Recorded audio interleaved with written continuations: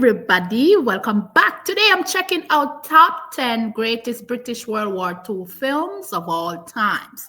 Vintage Versus is where I'm getting this from. Please go over and show them some love. Welcome, welcome one and all. Mwah, mwah, mwah.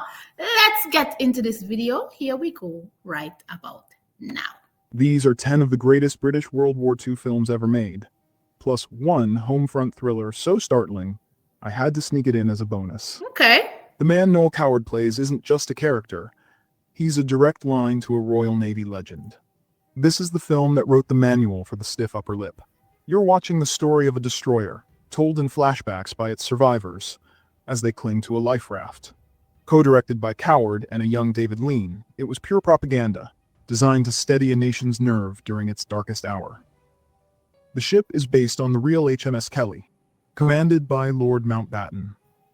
Mountbatten was Coward's close friend, and not only gave him the story, but allowed him to lift passages from his actual speeches to his crew. Oh. The captain's words of encouragement you hear are the real thing.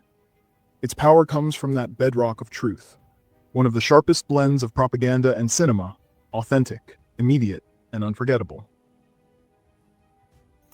Wow. Can you imagine that? Things that actually took place. The captain himself who gave him the opportunity to repeat the words that were said in that moment, to give his counterpart, encouragement, even though that they're in a war. And to actually see it in a movie, that is something. It might be the most satisfying glass of beer in cinematic history. You're in the North African desert after the fall of Tobruk. Your only way out is a clapped-out ambulance. The real enemies here are the relentless heat, the treacherous sand dunes, and the gnawing paranoia that one of the people you're trapped with is a German spy. It's a masterclass in suspense, watching these exhausted souls get pushed to their absolute breaking point by the hostile landscape. And that legendary final beer scene, it's completely authentic. John Mills was a teetotaler at the time. After hours of filming under hot studio lights, the director had him drink real ice-cold lager, take after take. Wow. That look of pure, unadulterated bliss on his face? That's not acting. That's the genuine real. shock and relief of a parched man. Wow. It's a film that truly earns its iconic payoff. A masterclass in tension, where the ending is worth every drop of sweat. The single greatest piece of casting in any war film might just be in this one. Sink the Bismarck isn't a flashy action movie. So guys, with the ones that he's listing, do you agree with this list? Let me know in the comment section. And can I get these? Can I find these on YouTube to watch? Because I'd definitely like to take it in. Just the way that he's explaining, it just makes me definitely want to go and sit and literally watch these films. It's a cold procedural account of the Royal Navy's hunt for Hitler's monster battleship. You're not on the deck watching cannons fire, you're in the underground war room, watching men push models across a map, while the fate of the Atlantic hangs in the balance. It's a pure, nerve-shredding game of chess, where every single move is life or death. The film's anchor to reality is actor Esmond Knight. He plays the captain of the HMS Prince of Wales. In real life, Knight was a gunnery officer on that exact ship, and was partially blinded during the actual engagement with the Bismarck. 19 years later, he stood on a film set to reenact the most harrowing day of his life. That's not just a fun fact, it's a symbol of the film's chilling authenticity, a story that carries the ghosts of the real battle in its very frames. Can you imagine sitting there, being there in that moment, reliving those thrilling events with somebody who was actually there, to put it into a film so people can understand what actually took place? Just watching it and putting yourself in that moment. Can you imagine how he felt in that time? And to relive it too, to tell the story, that in itself to me is powerful, because it couldn't have been easy to relive those moments. Not at all. Jeez. The skies over southern England, summer of 1940. This isn't just a backdrop, it's the entire battlefield. Battle of Britain is a grand, old-school epic about the RAF's desperate outmanned defense against the full might of the Luftwaffe. You're watching a story told from both sides of the conflict, focusing on the sheer scale and strategy of the air war. It's a huge, sprawling film with a legendary cast, but the real stars aren't the actors, they're the planes. To pull this off, the producers assembled their own private air force, one of the largest in the world at the time. The problem? Finding flyable German aircraft. So they used Spanish-built planes, many of which, ironically, were powered by the same British Rolls-Royce Merlin engines as the Spitfires chasing them.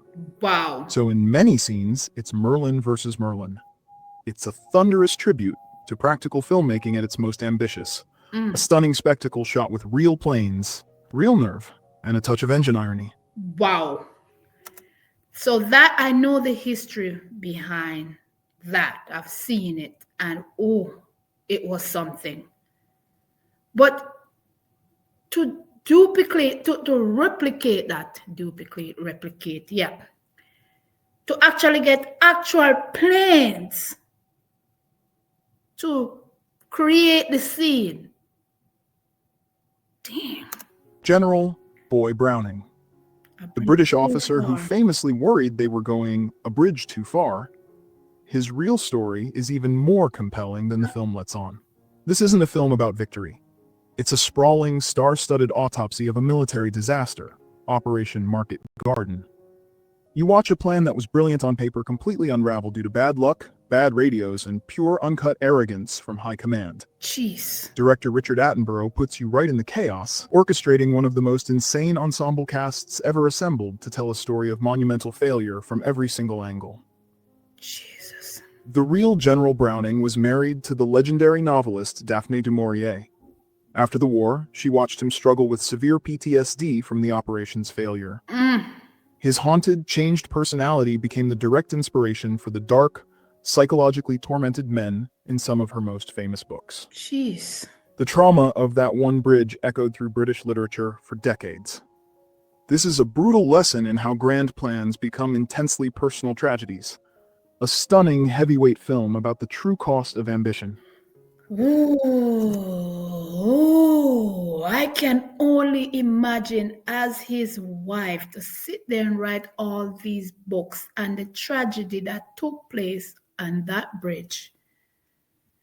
Like he said, a plan on paper that seemed so perfect, but outside of that, when it actually took place, it's utter chaos. Everything is just going wrong. And then the fact that he knew what he had could have worked out, but higher ranks over him, their authority, because you can imagine the lives of those that was snuffed out because of arrogance and power. People who are in power and feel like, okay, I'm at the top, so I should make certain decisions. And then the aftermath that he has to live with, to have PTSD, and as a wife dealing with that, and to make a film about it.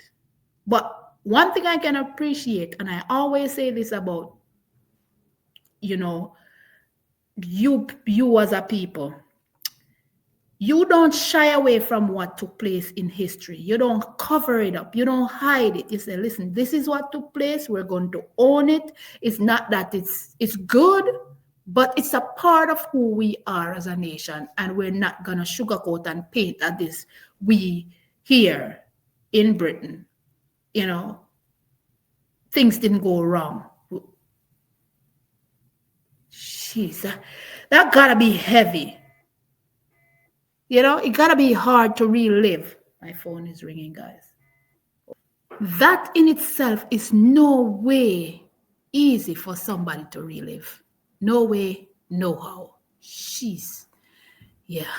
These stories show how history and cinema collide. And if you want more of them, make sure you're subscribed so you don't miss the next one. This film is the antidote to every glorious war movie you've ever seen. We'll see. You're on a tiny British Corvette in the North Atlantic where the only real star is the ocean itself.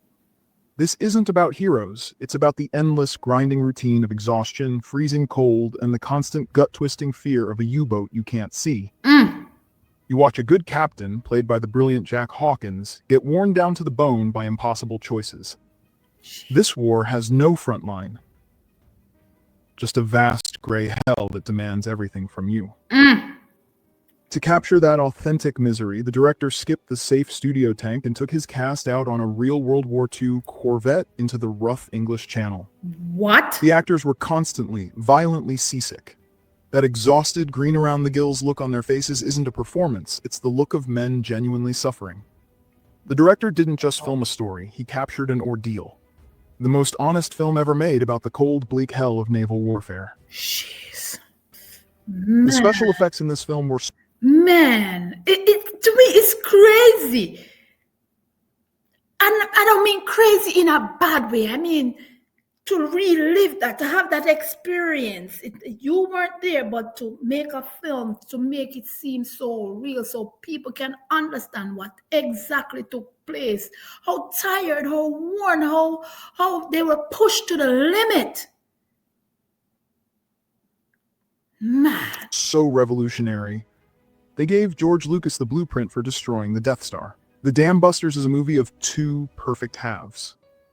First, you're in the lab with the brilliant engineer Barnes Wallace, watching him wrestle with an impossible physics problem: how to destroy German dams with a bomb that can literally skip across water. It's a slow burn story of trial, error, and sheer dogged determination. Then, you're in the cockpit of a Lancaster bomber for the raid itself, a terrifying, low-level flight straight into a storm of anti-aircraft fire. The climactic sequence was so brilliantly shot that George Lucas used the actual footage as a placeholder while editing the Star Wars trench run. Wow. The pacing, the pilot chatter, the flak bursts, it's all there. That, plus its unforgettable theme music, cemented this film as a cornerstone of British cinema. It's the ultimate story of ingenuity under pressure.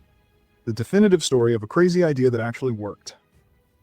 You don't just watch. I've never heard about that one. That to me, can you imagine a bomb skipping on water? Just the thought is push in my brain. Have you guys seen all these films that he has shown so far? And what is your take on them? Let me know, please, in the comment section. Let me know. Does it do justice? You know, like, yeah. You can feel it. You can. It's like you feel it in your tummy. To just think of what you went through, or those men went through, as a country, what you went through. Can you feel that in these films? Because based on how he's explained it, it seemed that way. Watch this movie. You survive it. Dunkirk. Christopher Nolan drops you right onto the beach with 400,000 soldiers who are little more than sitting ducks. This isn't about generals in war rooms. It's a raw, immersive experience told across 3 timelines: a week on land, a day at sea, and an hour in the air. Jeez. The goal isn't to tell you a story in the traditional sense, it's to make you feel the relentless, ticking clock tension of the evacuation in your bones, with minimal dialogue to distract you from the chaos. And the reason you feel that constant rising panic is a deliberate audio trick. The entire score is built around a sound illusion called a Shepard tone, a pitch that feels like it's endlessly rising, but never actually resolves. Nolan literally weaponized sound design to put your nervous system on edge for 106 minutes straight. A stunning technical achievement, a film that wages war directly on your nerves, an absolute masterclass in sustained, visceral tension. What's I've seen the history for the documentary for that one. And oh boy, oh my word. That's all I'm gonna say. Yeah. stronger, The Laws of the Universe or A Pilot in Love? This film places its bet hard. An RAF pilot jumps from his burning Lancaster bomber and survives because the angel sent to collect him got lost in the fog. Now he has to argue for his new life in a cosmic court. You see the living world in dazzling technicolor, while the afterlife is a stark, beautiful monochrome. It's a fantasy made for a nation that desperately needed to believe in second chances. Starring David Niven, Kim Hunter, Roger Livesey, and Raymond Massey, the cast sells every note of romance, wit, and celestial drama. Martin Scorsese calls A Matter of Life and Death a revelation. What stunned him was that opening credit, written, produced, and directed by Michael Powell and Emeric Pressburger. To him and his friends, it marked the film as dangerous, different. They passed it around like contraband. That giant stairway to heaven was a real escalator nicknamed Ethel. It was 106 steps high, had no handrails, and terrified the actors who had to ride it. A film made with breathtaking ambition and an even bigger heart. The most beautiful argument for a second chance ever put on film. That I could definitely sit back and watch. Yeah. Just his explanation tells me you want to see this one. You know, all of them are matter of fact, but I'm like, can you battle in between life, death? Between that realm of, you know, the bridge on the River Kwai. A jungle camp, a broken army of prisoners, disease, sweat, cruelty, and in the middle of it all, Alec Guinness, stiff-backed, unshakable, a colonel who refuses to bow. The heat doesn't just exhaust you here, it breeds a special kind of madness. You're in a Japanese POW camp where the British CO, Colonel Nicholson, becomes obsessed, not with escape, but with building a perfect bridge for his enemy, just to prove British superiority. You watch as his rigid code of honor curdles into a dangerous, egomaniacal delusion. A slow descent into the insanity of misplaced pride, where the line between duty and collaboration dissolves into a battle of wills. Director David Lean matched that on-screen obsession. He had a real, full-scale railway bridge built in the jungles of Ceylon. For the climax, they packed it with dynamite to blow it up with a train on it. The main cameraman missed the shot, so they had to partially rebuild it and blow the entire thing up, a second time. The sheer, costly ambition of it all is staggering. A masterpiece about pride, obsession, and the price of victory. Still one of the greatest war epics ever filmed. That's crazy right there. The local poacher, the lady of the manor, the cheerful shopkeeper. You think you know these people. This film shows you what happens when their backs are against the wall. From Ealing Studios, this is not a comedy. German paratroopers disguised as British soldiers take over a sleepy English village, and the postcard charm curdles into a nightmare. What follows is a brutal, desperate fight for survival, where ordinary people become ruthless killers with shotguns, axes, and anything else they can grab. The real villagers of Turville, where this was shot, thought they were hosting a quaint little film. They were reportedly horrified when their homes appeared as a bloody battleground on screen. But the shock was the whole point. A cold, sharp wake-up call. A propaganda masterpiece that weaponizes the English countryside. Jeez, you whiz. I'm sitting here and I'm watching this, guys, and I literally have chills all over me. I have chills all over me sitting here watching this. I'm like, when you stop to think about what your nation has been through, you know what? The British people, I tell you, you guys are resilient. You are strong. You pick up and you carry on.